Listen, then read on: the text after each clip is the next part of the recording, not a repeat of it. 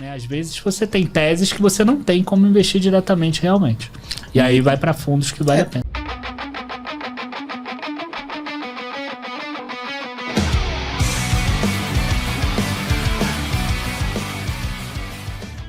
Vocês viram que eu falei agora, por exemplo, que eu investi num fundo de cripto, né? Eu sempre tive muita dificuldade eu sempre achei interessante cripto, mas eu achava muito difícil para investir, né? Porque eu não sou uma pessoa tão organizada assim. Então as pessoas falavam assim, você tem que ter uma carteira, só que essa carteira tem que ser uma carteira fria, porque se não for uma carteira fria, vai entrar um hacker no teu computador e vai tomar todo o teu dinheiro. Eu falei assim, porra, é difícil, né? Porque no banco, lá na conta, tu entra em contato com o banco e fala lá, banco, roubaram meu dinheiro. O banco vai lá e te ressarce.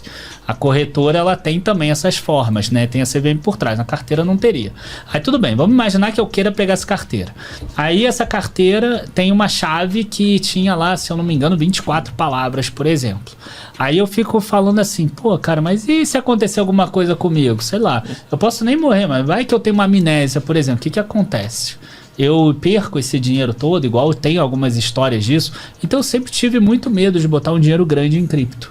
E aí o fundo, pra mim, foi muito legal, foi muito bacana. Porque, cara, isso é problema do gestor, né? Como ele vai cuidar disso, não sei o que se dane, que vai ter lá uma taxa de administração. Mas tudo bem, pelo menos eu não corro o risco de perder tudo, porque ou eu morri, ou eu tive uma amnésia, ou porque eu esqueci mesmo e eu não anotei em algum lugar. Então, pra mim, encaixou, isso foi perfeito, muito, né? Legal, porque encaixou. Eu tenho a valorização se tiver, eu posso estar exposto a esse setor e, em contrapartida, eu não preciso, né, ficar cuidando dessas coisas.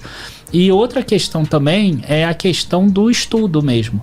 Então, às vezes, por exemplo, se tivesse um fundo que investe em China, por exemplo, eu quisesse investir na China, eu sei que tem um ETF hoje em dia, mas eu não gosto do ETF China.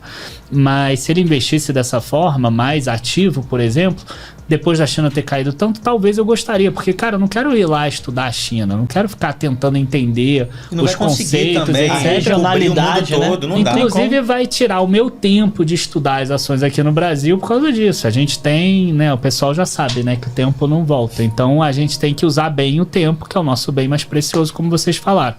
Então, essas duas questões eu acho que são importantes de fundos. Não olhar a rentabilidade dos últimos 12 meses como a única referência que você vai ter para escolher os fundos, e também aproveitar para investir naquelas teses que talvez você não tenha como investir diretamente, ou você não tenha como estudar diretamente, né? Às vezes você tem teses que você não tem como investir diretamente realmente.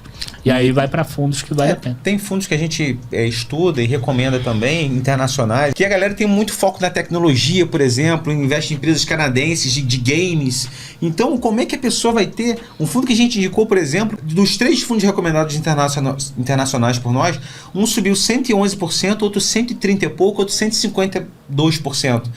Ou seja, fundos que investem no exterior, alguns fundos cambiais, ou seja, ele ganha em duas componentes, que é a componente do dólar e da valorização dos ativos do portfólio. Sim. E, cara, são fundos globais. Tem um fundo, por exemplo, que investe só no mercado americano, tá? Que o mercado americano aí investe muito em pesquisa e desenvolvimento. 30% de todo o dinheiro gasto com pesquisa e desenvolvimento do mundo é nos Estados Unidos. É muito interessante você ter essa diversidade geográfica no seu patrimônio, e fundos também servem muito para isso. Uma galera que conhece muito bem o mercado. Tem gente que morou no exterior há muito tempo e conhece muito bem essas empresas. Então, nesse sentido, fundos também são excelentes alternativas para compor o portfólio nessa parte geográfica ali, porque você bem sabe que 98% do market cap global é fora do Brasil, só 2% é aqui.